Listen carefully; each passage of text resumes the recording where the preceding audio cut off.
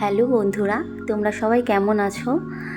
3 বছর আগে ভিডিওটা যেরকমভাবে আমি শেষ করেছিলাম আবারও ঠিক সেরকমভাবে শুরু করলাম। হয়তো রোজ দিন দিতে পারবো না, মাঝে মাঝে দেবো। 3 বছর আগেও আমার টাইমের খুব অসুবিধা হচ্ছিল প্রতিদিন ব্লগ দেওয়ার কারণে, তো সেই জন্য বন্ধ করে দিয়েছিলাম। ভাবলাম আবার নতুন করে শুরু করা যাক, হয়তো প্রতিদিন না, মাঝে মধ্যে। তো তোমরা আমার সাথে থেকো। আজকের ভিডিওতে আমি তোমাদের সাথে আমার একটা নর্মাল দিনের গল্প শেয়ার করব। আজকের দিনটা কেমন গেল, কি করলাম, আর একটু নিজের মতো করে সময় কাটানোর কথা, সব মিলিয়ে একটা ছোট্ট দিনলিপি বলা যেতে পারে।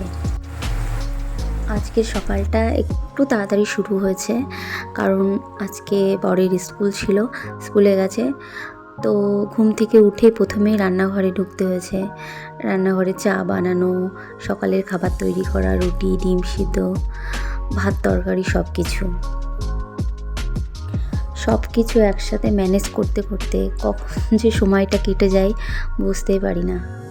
তারপর মেয়ে উঠলো, মেয়েকে ফ্রেশ করালাম, খাওয়ালাম।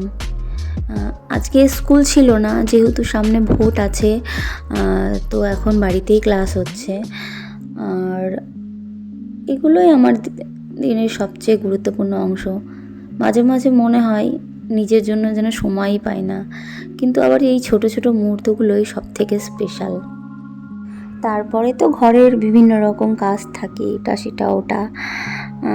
তারপর ভাবলাম আজকে একটু পড়াশোনাও করা দরকার, কারণ আমি জানি নিজের জন্য কিছু না করলে পরে না খারাপ লাগে। তাই আজকে একটু সময় বের করে পড়তে বসেছিলাম। যদিও পুরো মন দিয়ে সবসময় হয় না, তবুও চেষ্টা করছি, এটাই বড় কথা। আজকে সকালের দিকে একটু জিকে নিয়ে বসেছিলাম, কারণ পরশু আর গতকাল ম্যাথটা বেশি করা হয়েছে। জিকে ক্লাস আমি 2 দিন করতেই পারিনি, তো একটু জিকে নিয়ে বসেছিলাম। তারপর কিছুক্ষণ পড়ার পরে একটু মাথাটা ব্যথা করছিল, আমার ঠান্ডাও লেগেছে, তাই একটু চা খেয়ে নিলাম। দুপুরের পরেও না কিছু কাজ থেকে যায়। দুপুরের পর ভাবে একটু রিল্যাক্স করব, কিন্তু তখনও কিছু না কিছু কাজ থেকেই যায়। মেয়েকে সামলানো, অনেক সময়ও ঘুমাই, প্রতিদিন ঘুমাই না, যেদিন ঘুমাই সেদিন সময় পাই। তারপর রান্নাঘর গোছানো, আবার পরের বেলার জন্য প্রস্তুতি, এইভাবেই দিন এগিয়ে যাচ্ছে। কখনো কখনো মনে হয় এত কিছুর মধ্যেও নিজের জন্য একটু সময় থাকলে ভালো হতো, কিন্তু আবার ভাবি এই লাইফটাই তো আমার, এই ব্যস্ততার মধ্যেই ছোট ছোট আনন্দ খুঁজে নিতে হবে। যেমন 1 কাপ গরম চা, একটু চুপচাপ বসে থাকা, বা তোমাদের সাথে কখনো কখনো এইভাবে কথা বলা।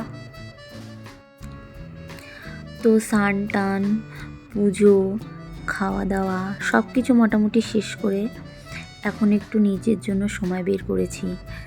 এই সময়টা আমি সাধারণত পড়ার জন্য রাখি, কারণ এই সময়টা আমার মেয়ে ঘুমায়, মাঝে মধ্যে ঘুমায় না, কারণ দিনের বাকি সময়গুলোতে সত্যি বলতে ঠিকমতো ফোকাস করা যায় না, বিভিন্ন টাইপের কাজ থাকে। তো তারপর সব কিছু গুছিয়ে একটু ফ্রেশ হয়ে যখন পড়তে বসি, মনে হয় আচ্ছা এবার সত্যি নিজের জন্য কিছু করা হচ্ছে।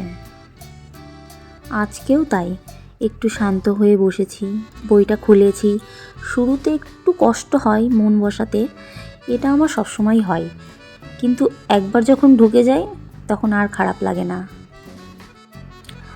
আমি সবসময় চেষ্টা করি যতটুকু পারি কনসিস্টেন্ট থাকতে, হয়তো খুব বেশি না, কিন্তু রোজ একটু একটু করে এগোতে।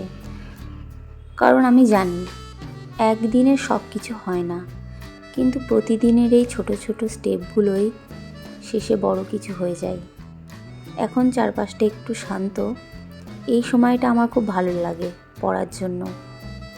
তো দুপুরবেলা আজকে নিয়ে বসেছিলাম রিজনিংটা আমার সবথেকে কম্পিটিটিভ এক্সামের মধ্যে ফেভারিট সাবজেক্ট বলতে পারো। তো এইভাবেই আজকের দিনটা শেষ করছি, সব কাজের শেষে নিজের জন্য একটু সময় দিয়ে। দিনটা ব্যস্ত ছিল, কিন্তু একটু ক্লান্তিকরও, কিন্তু শেষটা ভালো লাগছে, কারণ আজকে আমি নিজের জন্য কিছুটা সময় বের করতে পেরেছি। তোমরা যারা এত কিছু সামলে নিজের ড্রিমের জন্য চেষ্টা করছো, তাদের সবাইকে একটা কথাই বলবো, ছোট করে শুরু করো, কিন্তু থেমো না। আচ্ছা, আজকের মতো এই পর্যন্ত। আবার দেখা হবে পরের ভিডিওতে। ভালো থেকো আর নিজের খেয়াল রেখো।